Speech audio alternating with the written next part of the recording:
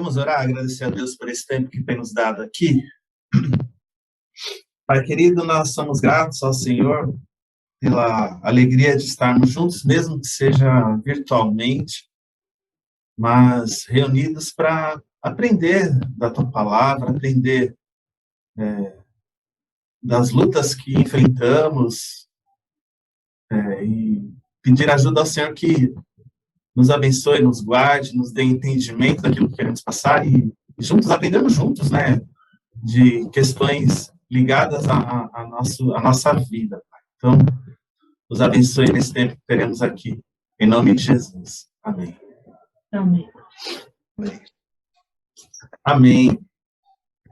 Vou compartilhar a tela aqui com vocês.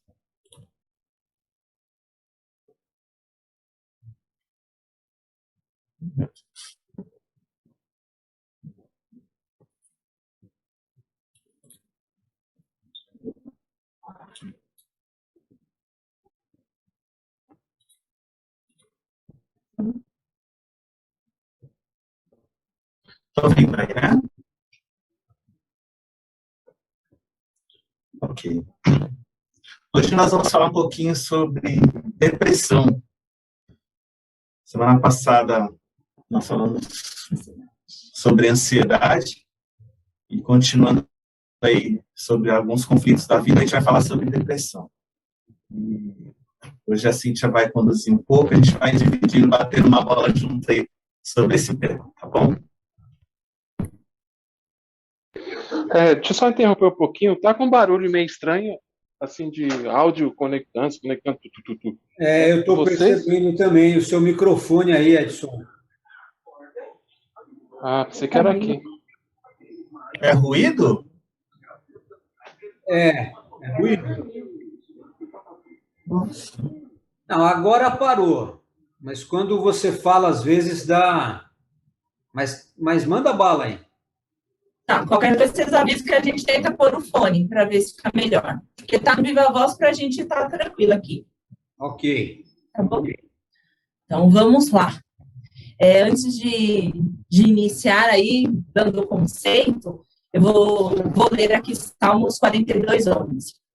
Por que está abatida a minha alma e por que te perturbas dentro de mim? Espere em Deus, pois ainda o louvarei. Ele é a salvação da minha face e o meu Deus. Quando a gente pensa em conflitos na vida, são tantos temas que a gente poderia abordar, mas quando a gente se reuniu, né, eu, Edson, Thiago, nós entendemos que a depressão seria um dos conflitos muito importantes que a gente não poderia deixar de abordar nesse momento, principalmente também por conta de tudo isso, esse distanciamento que nós estamos vivendo, e que tem muitas pessoas que, em virtude de tudo isso, também teve esse transtorno potencializado, né? Então, para começar, eu queria dizer que a depressão, ela é um transtorno, né? Então, a gente precisa olhar para ele como uma doença. A depressão... Desculpa. É que está cortando ainda a chamada, eu não sei se é o meu aqui. Então vamos tentar por fone. Está falhando mesmo. Está falhando sim, gente. Vamos por...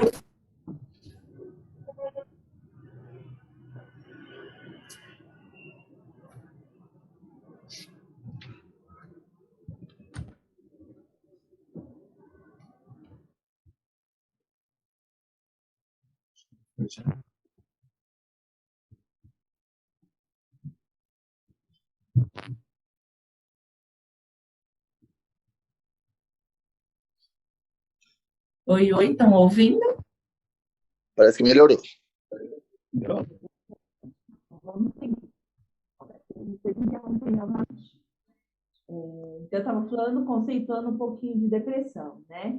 E acho importante, antes da gente aprofundar no que é depressão, acho que é importante a gente diferenciar a depressão da tristeza. Porque muitas vezes a gente vê no dia a dia, a gente conversando, hoje eu estou meio deprimido, fulano está meio deprimido, estou com uma sensação que eu estou entrando numa depressão. Então, acho importante a gente caracterizar essas duas situações, até para a gente ficar um pouco mais tranquilo em relação a isso também, né? Tendo visto que, inicialmente, eu disse que depressão é um transtorno, é uma doença, então a gente tem que tomar cuidado. Então, assim, o que é a tristeza? A tristeza, ela é um sentimento que todos nós temos em algum momento da vida, do dia a dia, e ele é algo pontual em virtude de alguma situação que nos ocorreu. Então, é algo que pode perdurar um dia ou uma semana, por momentos, mas não ultrapassa, geralmente, por exemplo, 2 semanas, e ele não é um sentimento profundo. Então, a tristeza é um sentimento, mas não é algo tão profundo, e é motivado por uma circunstância específica que eu consigo identificar. A depressão já é diferente, a depressão ela é um transtorno, e à medida que a gente identifica a diferença, fica mais fácil. Então, ela é um transtorno afetivo que se caracteriza por uma tristeza intensa e prolongada, acima de 2 semanas. E muitas vezes a gente não consegue perceber quais são as causas. Então, eu tenho um sentimento, uma série de características que a gente vai citar aqui, e que esses sentimentos se prolongam por muito tempo. E quando a gente está passando por esse processo de depressão, o que acontece? O indivíduo, a pessoa, ela é acometida, ela é envolvida por esse sentimento, por esse transtorno, de uma forma tão intensa, que muitas vezes ela não se sente capaz de identificar uma saída, ela não consegue perceber que poderia ter algo, um escape para dentro, para ajudá-la nessa situação. Então, ele se sente como num túnel sem ver a luz no final. Então, ele percebe que ele está dentro de uma situação, mas ele se torna incapaz de perceber uma saída, uma solução para esse problema. E tudo isso pode ser gerado por diversas causas, tanto físicas, orgânicas, genéticas, de saúde, e a gente queria também pensar um pouquinho nisso de uma forma também como uma prevenção. Tem situações que a gente pode, sim, prevenir a depressão. E a gente vai começar falando um pouquinho sobre elas também. Aí a gente encontra na Bíblia alguns personagens da Bíblia que tiveram depressão, né? Primeiro versículo que a Cíntia leu é o salmista Davi, né? Porque está abatida a minha alma, porque se perturba em mim, né? E ele mesmo responde: espere em Deus, né? Pois ainda o louvarei. É um cântico, exatamente isso, porque Davi estava passando por momentos difíceis e ele estava num momento difícil, né, da vida, e ele se sentia ali num conflito, né, da depressão. Jó é outro personagem bíblico que a gente encontra e vê o quanto ele passou por situações complicadas, né? Perdeu bens, perdeu família, perdeu tudo praticamente. E ele pediu: por que não morri ao nascer e não pereci quando saí do ventre? Ele clamou: eu não quero mais viver, eu não aguento mais passar por tudo isso, né? Eu não estou suportando. Aí a gente pega o profeta Elias, em 1 Reis, capítulo 19, de 3-5, Elias, o contexto disso é que Elias ele tinha acabado de derrotar os profetas de Baal, né? Matou ali uma série de pessoas ali, derrotando em nome de Deus, né? E Jezabel, né, falou: eu quero a cabeça desse homem, né? Nós vamos matá-lo. E ele teve medo, ele fugiu. Né? Aí está no texto. Se alguém puder ler aí, por favor.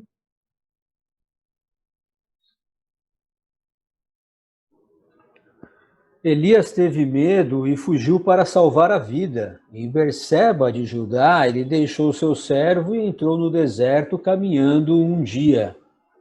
Chegou a um pé de giesta, sentou-se debaixo dele e orou, pedindo a morte. Já tive o bastante, Senhor, tira a minha vida. Não sou melhor que meus antepassados. Depois se deitou debaixo da árvore e dormiu. Olha que situação, né? Ele fugiu, né? Teve medo, fugiu para salvar a sua vida.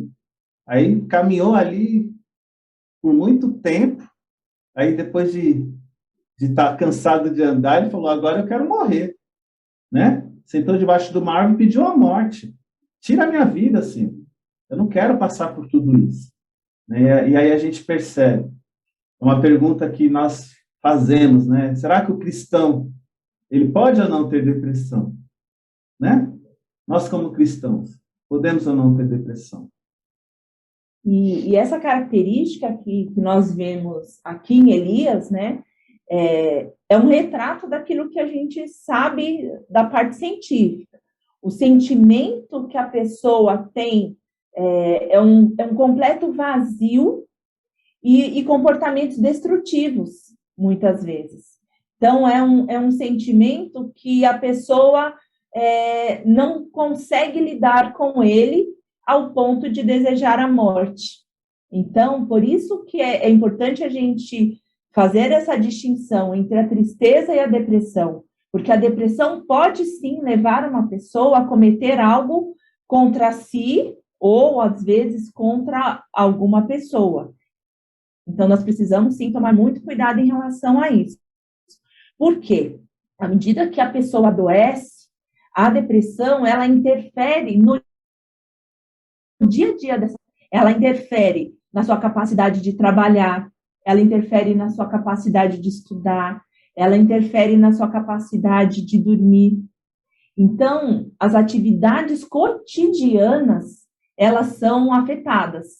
E aí nós conseguimos facilmente também identificar alguns sintomas, alguns sinais de que a pessoa está entrando ou já no estado realmente depressivo. Citando aqui alguns, seria o humor triste, uma distração, um pessimismo, perda de sono, irritabilidade, um sentimento de culpa, alteração no apetite. Muitas pessoas passam a comer menos, mas também temos casos de pessoas que comem muito também, que aí às vezes é o que a gente chama de transtorno misto, que mistura um pouco de ansiedade e a depressão, e aí potencializa e vê na comida como uma fuga, mas a gente vê muito no estado depressivo a falta do apetite, mas tem pessoas também que vão para uma certa compulsão. Perda de interesse, pensamentos negativos, suicidas, cansaço físico muito grande e uma sensação de que não pertence a nenhum espaço. Então, ela não se sente confortável com pessoas e ela muitas vezes começa a se isolar dentro da sua própria casa ou começa a ter faltas no trabalho, não ter força e ânimo para ir para os seus compromissos diários. Então, muitas vezes, a gente percebe esses sentimentos, né? E a gente já tem que ficar um pouco atentos. O que é importante citar, não é porque nós temos alguns desses sentimentos que isso significa que nós estamos com depressão. Muitas vezes, como a gente disse, no estado de tristeza, muitas vezes nós ficamos assim. A gente foi chamada a atenção, por exemplo, no serviço por alguma falta que cometemos no nosso cotidiano de trabalho. Aquilo tira o nosso sono, me dá uma irritabilidade, às vezes eu perco apetite por conta disso, pelo constrangimento que eu passei e tal. Porém, durante a semana eu consigo consertar essa situação e tudo se normaliza. Então, a gente precisa ficar muito atento. Não é porque eu me enquadro numa série desses sintomas que eu estou num processo de depressão. Lembrando que isso tem que perdurar por um período acima de 2 semanas, tá?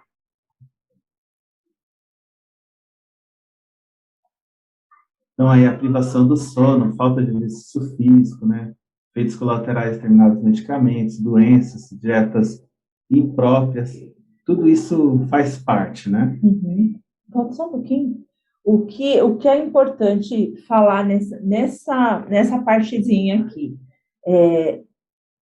tem coisas que nós conseguimos fazer que pode evitar com que a gente entre num estado depressivo.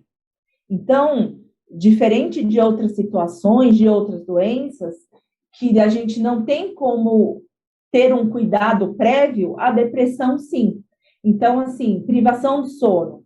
A gente pode tomar cuidado para não se envolver em rede social, por exemplo, até altas horas, séries, uma série de circunstâncias que faz com que a gente durma menos horas do que o necessário no nosso dia a dia. Então, a privação do sono não é só por causa de problemas. Muitas vezes, nós, por conta do nosso cotidiano, a gente não zela por esse tempo que é precioso. O nosso cérebro precisa descansar. Ele não para de trabalhar o tempo todo. Nós precisamos colocar ele, pelo menos, em repouso, porque até mesmo dormindo ele não para de trabalhar. Então, a gente precisa conseguir se desligar e ter essa quantidade mínima de horas suficiente para descansar o nosso corpo. Então, isso é algo importante que pode evitar com que a gente entre no processo depressivo, assim como essas outras características que o Edson citou aqui, né? A falta de exercícios, efeitos colaterais de medicamentos. Então, talvez você pode estar tomando uma medicação para tireoide, por exemplo, e pode afetar o seu humor e te levar para um humor mais depressivo. Então, não é só uma questão, a gente tem que ficar atento com tudo aquilo que passa conosco. Então, no nosso dia a dia, uma medicação, uma outra doença que não é uma depressão, mas me leva para uma depressão porque eu não consigo controlar minhas emoções de modo adequado. Então, tudo isso pode me fazer entrar em depressão.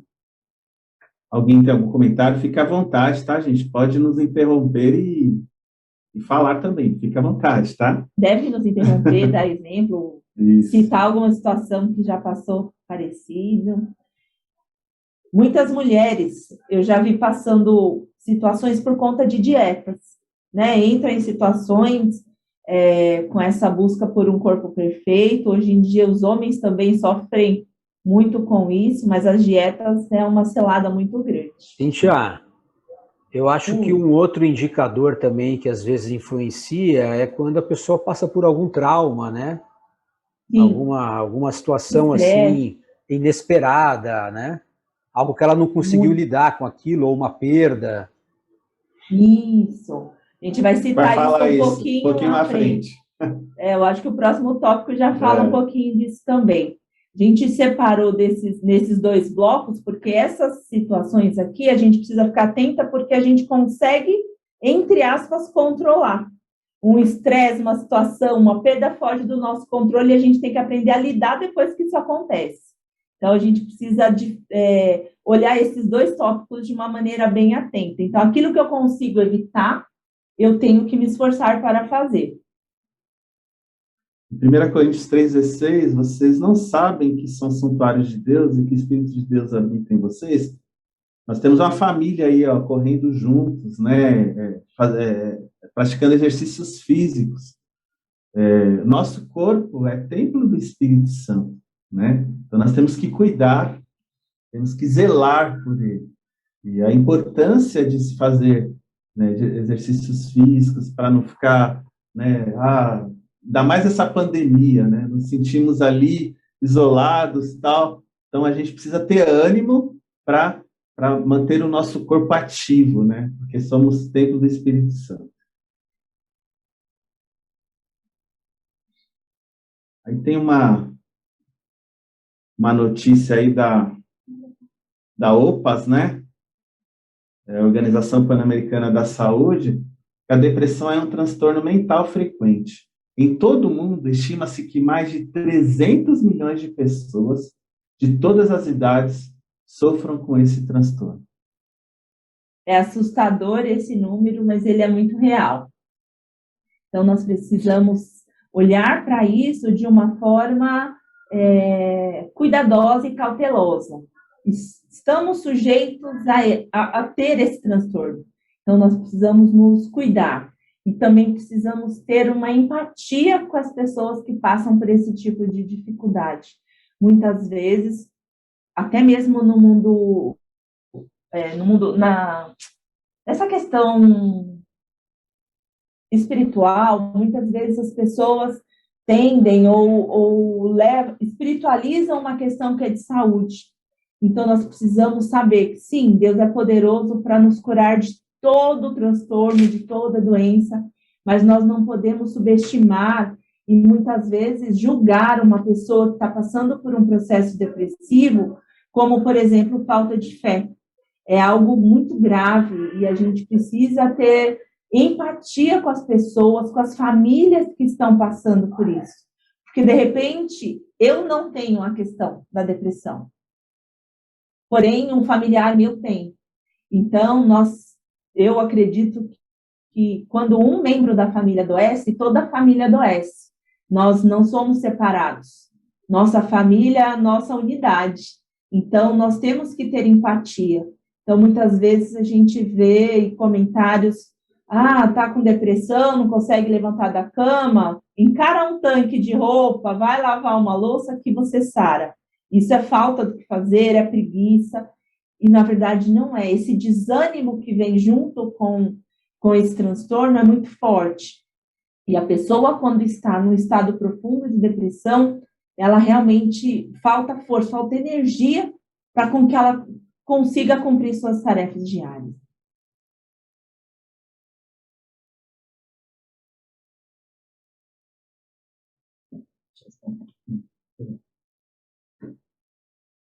Cíntia, eu não sei se você e o Edson prepararam aí, mas eu acredito também que tem alguns fatores fisiológicos mesmo, né? Questão não sei se vocês vão falar, porque eu imagino que falta de liberação de hormônios, né? Essa questão do cérebro não funcionar bem aí na liberação de dopamina, enfim. Acho que... Você está certinho. Uhum. Até por isso também que muitas vezes exercícios físicos ajudam nisso. Muitas vezes, por que a gente precisa medicar a depressão? Porque muitas vezes o nosso organismo deixa de produzir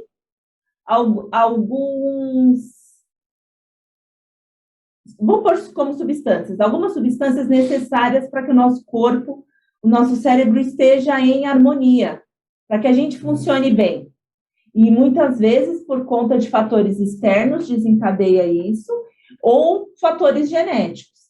E aí, nessa falta dessas liberações, há essa descompensação.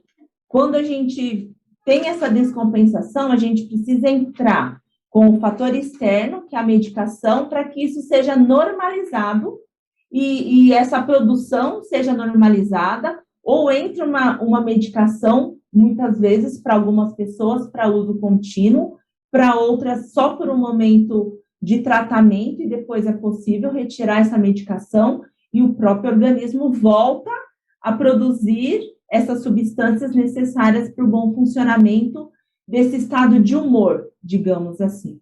Então, realmente, essas causas fisiológicas, elas existem e elas são fatores importantes para desencadear, e a gente precisa, às vezes, equilibrar para a gente voltar para o nosso estado de, entre aspas, normalidade. Desculpa. E aí a gente tem as causas psicológicas aí, né? E, entre elas aí, as causas ligadas à própria vida e à família. A gente tem a situação de Jó, que no capítulo 1, 18 e 19, fala exatamente isso, que ele perdeu tudo, né? Ele perdeu sua casa, seus bens, né? E no mesmo capítulo, estresse e perdas importantes, que Jó perdeu sua família, né? Seus filhos. Exatamente aquilo que o Rogério comentou, né? Que a depressão, ela está ligada a perdas, né? Estresse relacionados a perdas. Voltando um pouquinho lá de Elias, tem um comentário de uma pessoa chamada Archibald Hert, que ele fala que ele sugere que a depressão de Elias, após seu encontro com os profetas de Baal, foi provavelmente um exemplo de depressão pós-adrenalina, porque tudo que ele passou, ele não suportou aquilo, né? Então ele ele fugiu e já teve desejo de morrer por tudo aquilo que ele estava passando. E aí também a Bíblia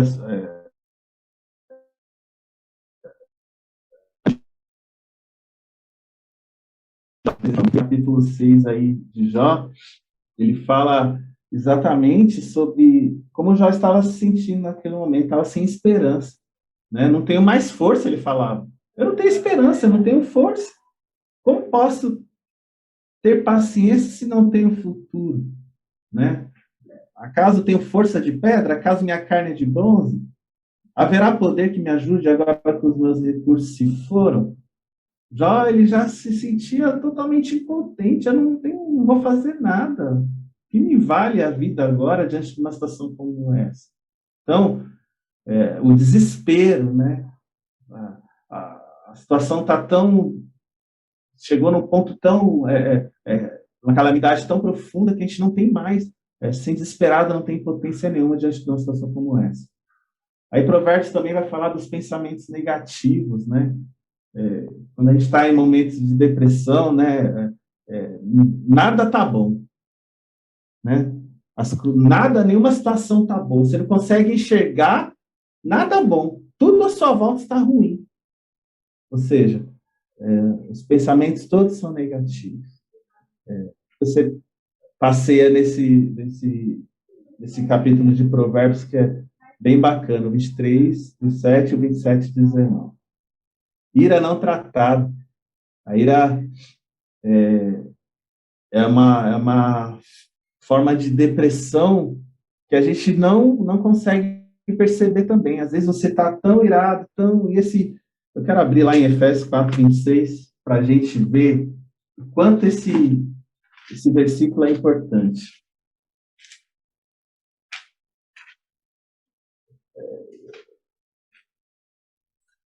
Diz assim, ó. 4, 26. Quando vocês ficarem irados, não pequem. Apaziguem a sua ira antes que o sol se ponha. Então, a ira nos faz chegar a um ponto de ficar depressivos, né? A gente acostuma tanto com a ira. No Celebrando, a gente trabalha muito essa questão, né, de viver um dia de cada vez para não ficar irado, não deixar que o meu nervosismo ele atrapalhe a minha caminhada com Cristo. E a questão do pecado e da culpa. Romanos 4, 25 vai falar isso também, né? E se sentir que eu sou pecador, eu sou falho, eu tenho culpa, mas eu tenho que entender que Deus perdoa os meus pecados, né? E Romanos ele vai falar isso. Romanos 4, capítulo 20, versículo 25, vai dizer exatamente isso.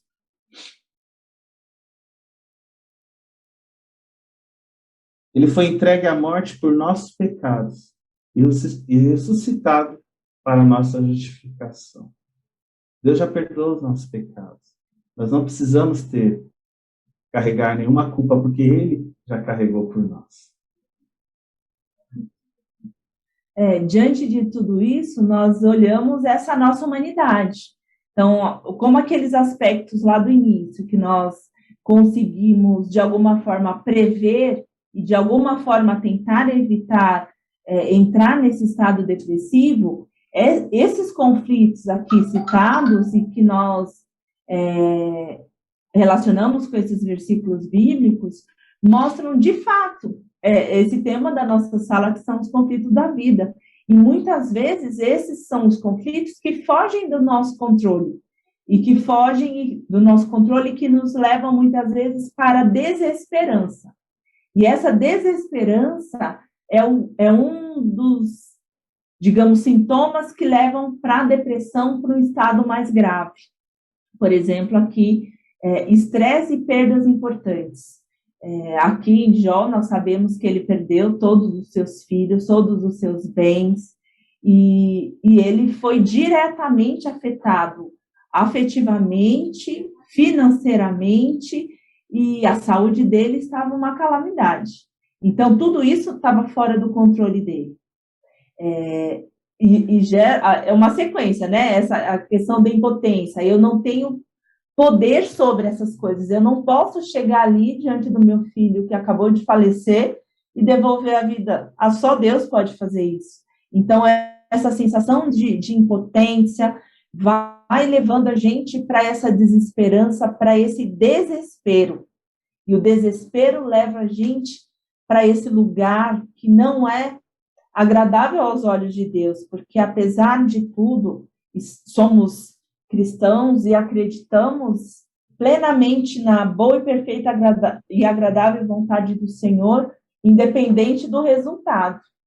Nós sabemos que depois de toda essa crise, Jó foi restituído, mas esse processo é muito dolorido. Então, esse processo de depressão, esse processo de sofrimento que passamos no nosso dia a dia, agora com a pandemia, por exemplo, tem nos levado a um estado de adoecimento importante que nós precisamos cuidar.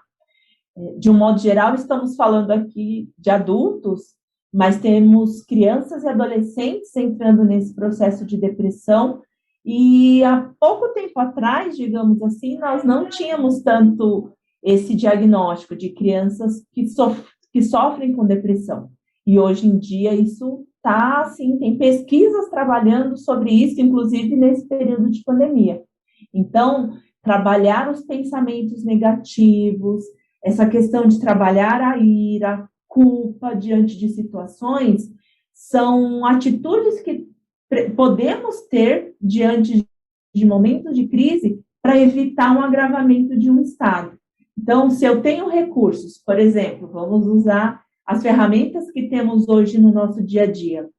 O Celebrando a Restauração é uma ferramenta de Deus para nos tratar, porque ali a gente consegue encontrar e perceber o Espírito Santo, Deus ministrando nas nossas vidas, trazendo a gente para esse lugar onde a gente tem que depositar a nossa esperança, entregar esse sentimento de culpa, trabalhar essa questão da ira, dos nossos pensamentos negativos, de forma que agrade a Deus, e realmente a cura vem, porque a palavra de Deus, ela ministra isso nas nossas vidas. Então, mesmo diante de situações delicadas, é possível a gente agir de modo positivo. Muitas vezes a pessoa depressiva mesmo não consegue ter essas atitudes por si. Então, nós que estamos ao lado podemos ajudá-la nesse processo.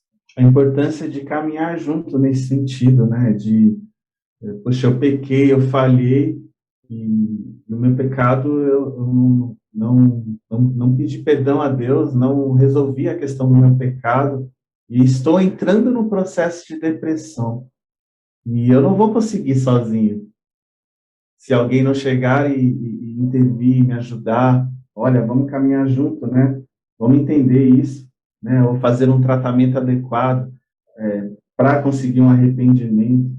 E se a gente não procurar ajuda nesse sentido, nós não vamos conseguir. Por isso a importância de caminhar junto, de ter alguém para entender tudo isso, né? De procurar ajuda, né? Nós precisamos procurar ajuda. Deixar o orgulho de lado e entender que temos um problema. Aí, eu tenho um problema, né? Eu preciso resolver esse problema. A questão do abrir mão de entender que, de fato, eu preciso de ajuda. Reconhecer as minhas falhas, a minha situação de impotência, né? E saber que preciso de ajuda. Então, acho que é importantíssimo. Muitas pessoas morrem por não procurarem ajuda, pelo orgulho, né? Vergonha. Saber, poxa, eu não tenho isso aí não, cara. Não tem depressão não. Não, isso aí tá amarrado em nome de Jesus. Mas, olha, a gente tem que entender. Nós somos falhos, somos seres humanos, é algo que acontece, que está aí, né, como vimos a pesquisa aí, que nós citamos, a quantidade de pessoas que têm sofrido por problemas dessa forma, né, e que precisamos cuidar. E é importante citar que existe uma tendência, né, genética, muitas vezes, mas que não é determinante. Então, nós conseguimos trabalhar em cima de tudo isso. Então, se você tem familiares, por exemplo, né, próximos a você, que passou ou que tem um transtorno mental de alguma ordem, isso pode te afetar de alguma forma, mas isso não é determinante. Então, não precisamos seguir esse padrão. E nós temos, na igreja, por exemplo, conselheiros, pensando nos celebrandos, padrinhos, as madrinhas, pessoas preparadas para te aconselhar, para te orientar, baseado na Bíblia, né? Temos os psiquiatras, temos os psicólogos, pensando na área da saúde, que podem e devem ser acessados, porque nós, muitas vezes, temos restrição a esses dois tipos de profissionais. Isso, infelizmente, é algo real, mas é uma barreira que a gente precisa aprender a ultrapassar, né? São dois profissionais que existem, assim como vamos colocar aqui, um oftalmologista existe para tratar a dificuldade que eu tenho com a visão, um clínico geral para os meus check-ups de uma forma geral, e o psiquiatra para tratar de questões realmente que estão me levando para um adoecimento mais severo. Então, nós precisamos entender que os médicos estão para nos ajudar. E dentro da igreja existem pessoas prontas também para nos aconselhar, para nos ajudar nessa caminhada. É uma caminhada que não dá para trilhar sozinha. Então, se eu estou passando por um processo desse, eu preciso contar com pessoas. Eu vi de um pastor... Ô, Nilson, já te dou a palavra, um minutinho. Eu vi de um pastor uma vez que ele falou, ó, não deixa você chegar no quarto escuro. Tenta resolver antes de entrar no quarto escuro. Né? Ele falou, ó, eu tenho problemas, eu procurei uma ajuda e não deixei chegar no quarto escuro. Muitas vezes, quando chega no quarto escuro, é tarde demais. Então, não deixe chegar no quarto escuro. Pode falar, Nilson. Eu só queria entender essa parte aí que você falou. O quadro depressivo, ele pode vir da genética? Vamos supor, mãe, pai, irmão, se tem, apresentava quadros, sintomas, eu supostamente poderia, em algum ponto da vida, desenvolver isso? Sim, Nilson. É um fator genético importante que precisa ser observado. É uma tendência, não é determinante, mas existem sim casos que acontecem, muitos, aliás, de que esse fator vem implicando na alteração de humor dos filhos, e a gente precisa cuidar e olhar para isso sim. Eu tenho uma irmã assim, uma família bem grande, tem 7. Sim. E na minha família, parte de pai, mãe, nunca apresentamos esse quadro. Mas Então, eu tenho uma irmã que é necessário, era necessário ela tomar remédio, faz tratamento e tudo. Mas o restante dos meus irmãos... Ninguém tem. O que pode ter acontecido com ela? Pode ser que ela, individualmente, tenha passado por um processo de trauma, de alguma situação que levou ela para esse estado. E que aí não é genético, foi um evento que aconteceu e que culminou e que levou ela para esse estado, entendeu? E aí realmente não vai se tornar uma coisa genética. Aí não tem que ter uma preocupação, mas mostra uma fragilidade dela em relação a isso, e por isso ela se trata. Então, não é algo que precisa ser alarmante e preocupante. Nós precisamos olhar, digamos assim, como se fosse uma árvore genealógica, e que você olhasse dentro dessa estrutura, quantos apresentam?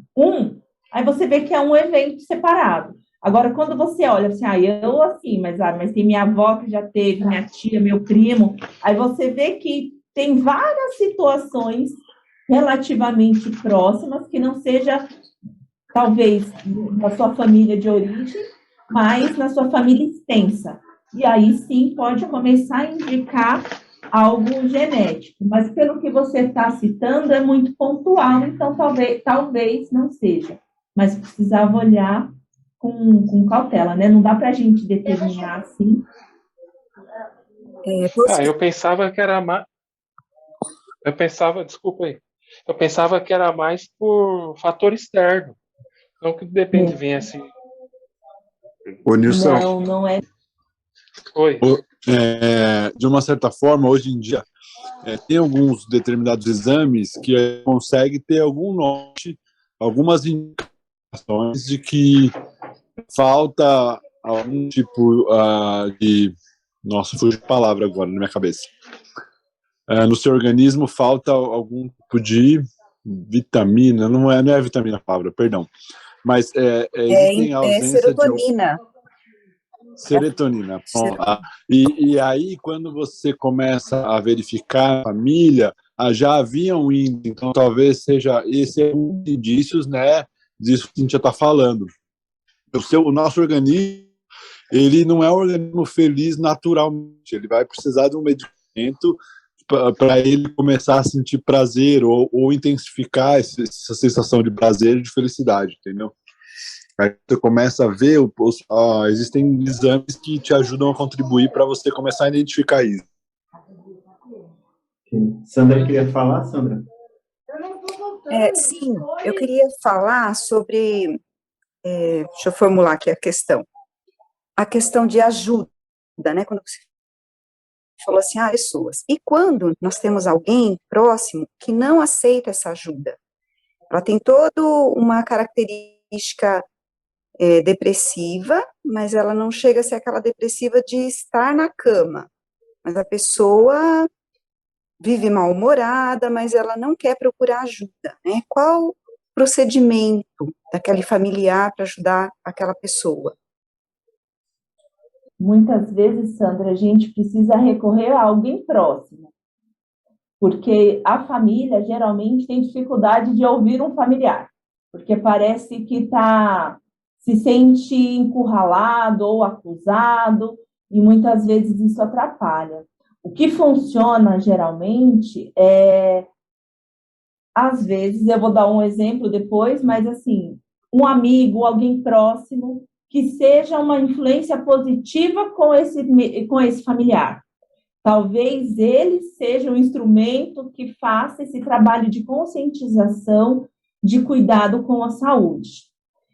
Eu acompanho atualmente uma família, são idosas, né, que moram juntas, e uma dessas irmãs está no estado depressivo crônico grave e não aceita cuidados.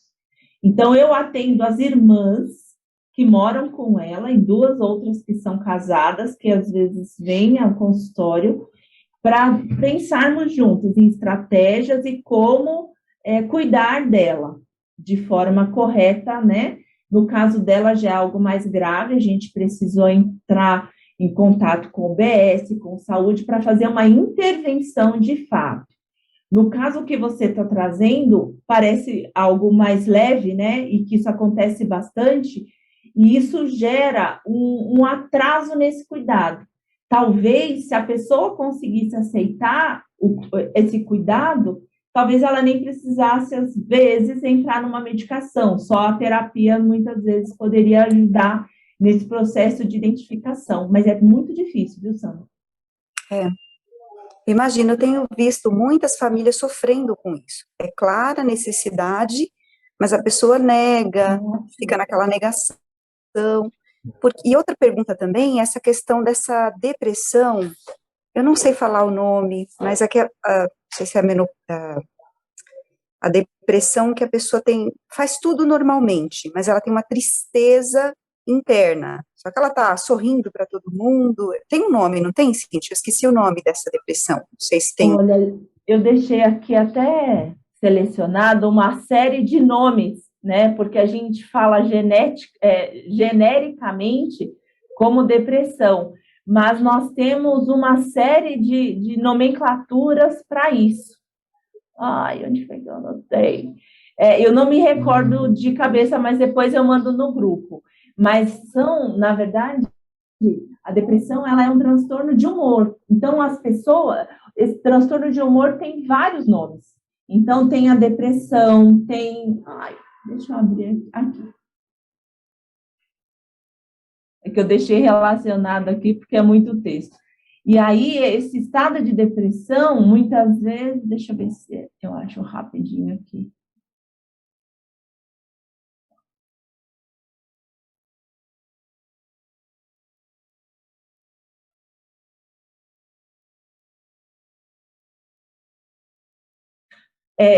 Acho que é essa, que é o que a gente chama de...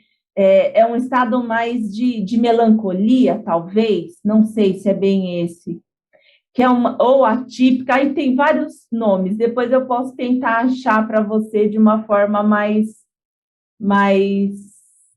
correta aqui, para eu não falar assim, sem prestar muita atenção. Mas são sintomas mais leves que não incapacita, digamos assim, a pessoa de exercer as suas atividades, mas ela tem um humor deprimido em tempo integral. Ela consegue desenvolver, mas as pessoas mais próximas, eu acho que é mais ou menos isso que você está querendo abordar, as pessoas mais próximas conseguem perceber esse estado, ou ela mesma consegue falar dessa tristeza, desse desânimo e dessa falta de brilho que acontece no dia a dia. Mas eu vou procurar o nome certinho e passo para você, tá bom? Tá bom, obrigada. Mas eu acho que é atípica mesmo. Eu tenho conversado aqui com os jovens e eles têm trazido esses temas porque a juventude está passando muito por isso. Então, aparece nas redes sociais felizes e no outro dia se matou. Aí estava com depressão, né? Exatamente. É bem complicado isso aí. E, assim, um alerta, né? Eu, como mãe, quando a Laís era adolescente, ela passou por um período de bullying na escola e ela teve um processo depressivo. E eu me culpei muito porque eu não percebi. Hoje a gente conversa sobre isso, né? Ela fala, mãe, mas você não teve culpa. Mas ela dormia a tarde toda, então ela tinha alguns sintomas, nem ela sabia o que estava acontecendo com ela não sabia falar. E eu achava que ela era dorminhoca. E as pessoas me falavam, Sandra, não é normal, né? Tinha uma inspetora da escola que falava, a Laís fala que dorme a tarde inteira. Então, alguns sintomas que nós, como mães, precisamos estar alertas, né? Porque parece muito novo para algumas pessoas, né? Para mim foi muito novo. Graças a Deus passou, sem precisar de uma intervenção, mas ela era daquelas pessoas que não parecia estar deprimida, a não ser pelo sono, pelo muito sono à tarde. Mas é isso aí. Obrigada, viu? Imagina. E acho importante só falar que, pensando nessas questões de sintomas nos adolescentes, o sono, que às vezes julgado como preguiça e tudo mais, um cansaço, mas ele é como se fosse uma fuga. Então, o jovem, o adolescente, para não lidar, não saber lidar, não saber falar sobre aquela situação, eles fogem. E uma das formas de fugir é dormir, porque enquanto está dormindo não precisa lidar com aquela realidade que não é fácil de lidar. Outros sintomas que aparecem muito no adolescente é uma questão de pele. Aparecem algumas alergias, algumas erupções mesmo, vai ficando com marcas e às vezes se desenvolve até aquele psoríase, que é um distúrbio bem delicado e que muitas vezes começa na adolescência e são situações motivadas por problemas estresse emocional. Então, isso os adolescentes, eu tenho visto acontecer muito com os adolescentes que eu atendo, e o bullying é uma triste realidade que a gente precisa encarar e que leva para uma depressão ou para situações mais graves mesmo, como o suicídio. Automutilação, são coisas que os adolescentes, jovens têm passado muito e têm adoecido muito aí essa faixa etária. Esse é um assunto que dá para mais de metro, né? A gente tem muita coisa sobre isso. E aí eu tenho uma irmã Pode falar. Só abrindo um parênteses, desculpa. Eu tenho uma irmã que ela tem, eu acredito que ela tem depressão, ela não assume, é muito difícil tratar, como a Sandra falou, e tem semanas que ela dorme 5, 6 dias direto. Você a vê uma vez por semana. Ela é diabética, não se alimenta direito, não faz nenhum tipo de atividade, e essa semana mesmo eu tinha visto ela no sábado passado, vi agora.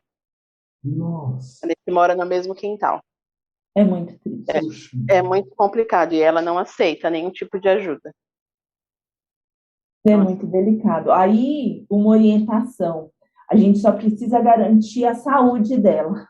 Então, quando nós estamos mais próximos, a gente tem que sempre estar atento, porque uma situação dessa, por exemplo, se ela só dorme, ela não se alimenta, ela entra no estado de desnutrição, ela é diabética, se ela Ela pode ter uma hipoglicemia. Exatamente. E aí, nós não podemos ser omissos. Então, muitas vezes, a gente, o que eu passo com essa família que eu acompanho, então, a gente precisou acionar a saúde de por exemplo, os agentes da UBS que vão fazer visitas. Ela é uma idosa, então a gente conseguiu uma equipe que ia até lá fazer um acompanhamento. Ela não aceita, né? Infelizmente, ela não aceita. Ela mora com a minha mãe, e que minha mãe que fica com esse sobreaviso de cuidado, mas ela não aceita ajuda externa. Pra você ter uma ideia, ela briga com todo mundo. Ela briga com a agente de saúde, ela briga com a médica do posto, ela briga com todo mundo. É bem difícil. E aí não tem como a gente pegar a medicação, por exemplo, e assim, e a medicação dá uma estabilidade tão boa que se a pessoa soubesse, ela tomaria. Porque ela ia se sentir melhor diante de tudo isso, porque é um sofrimento intenso. Imagino. É aquilo que a gente falou do quarto escuro, né? Chegou no quarto escuro, aí não saiu da negação, não procurou ajuda antes, não quer ajuda agora. E a gente tem algumas orientações aí, né? Lide diretamente com a causa, confie em Deus, sabe? Prepare-se para lidar com o desespero, aprenda a lidar com a raiva, com a culpa, confronte modos de pensar, aprenda a ter domínio sobre si mesmo e sobre as circunstâncias que o envolvem, procure apoio, dedique-se aos outros. São formas da gente minimizar, né? Para não chegar, né? A gente poder ajudar as pessoas, né? Que estão numa situação assim. A Aline falou da irmã dela, tenho certeza que ela, de todas as formas, tentou ajudar, né? Mas a pessoa precisa ter vontade, né? Eu não, porque a gente tem um relacionamento muito difícil, né? Mas eu tenho minha irmã Naila, que é um doce de pessoa, tentou de tudo já. Sim. Mas ela é muito fechada, ela não aceita. É uma situação bem, bem complicada, assim. Às vezes a gente não consegue agir de uma maneira racional, porque você vê que aí tem minha mãe envolvida, sabe que está fazendo mal para minha mãe a situação. Então é bem complicado. Mas eu sei que ela está doente. Ninguém vive num quarto 7, 6 dias direto sem ver a luz do sol normal, né? É impossível se a pessoa não está doente. E aí gera esse adoecimento em cadeia. Porque aí adoecendo a sua mãe, vocês se preocupam, e aí essa cadeia de adoecimento que a gente tem que minimamente conseguir estar bem, se cuidar, para tentar ajudar quem está próximo da gente. Então, nesse momento, você está bem, estável, minimamente você consegue apoiar sua mãe. Que já é um elo mais fortalecido nessa cadeia. Então, é aquilo que o conta-gotas, muitas vezes. Quando a gente está lidando com quadros graves de depressão, é muito sério, porque muitas vezes culmina numa internação para ter uma intervenção grave, assim, imediata e necessária, para depois dessa pessoa retornar para casa estável e continuar o tratamento em casa. Porque muitas vezes, infelizmente, acaba acontecendo isso ali.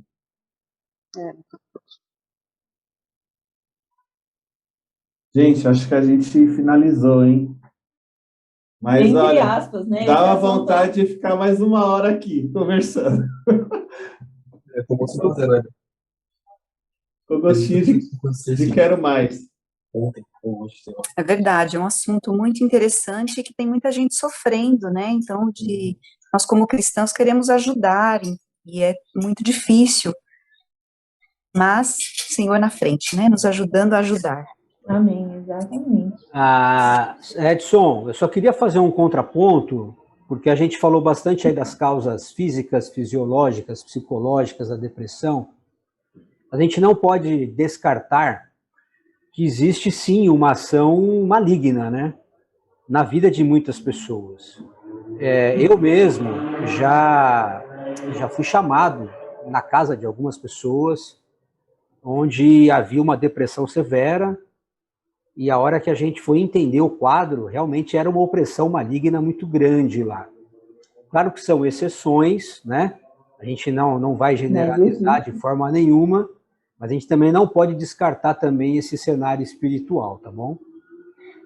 Com certeza. Com certeza. A gente nem pode adoecer tudo, por isso que eu comecei exatamente falando da tristeza. Todos nós temos tristeza e a gente não tem que olhar para situações difíceis e querer um remedinho para ficar feliz.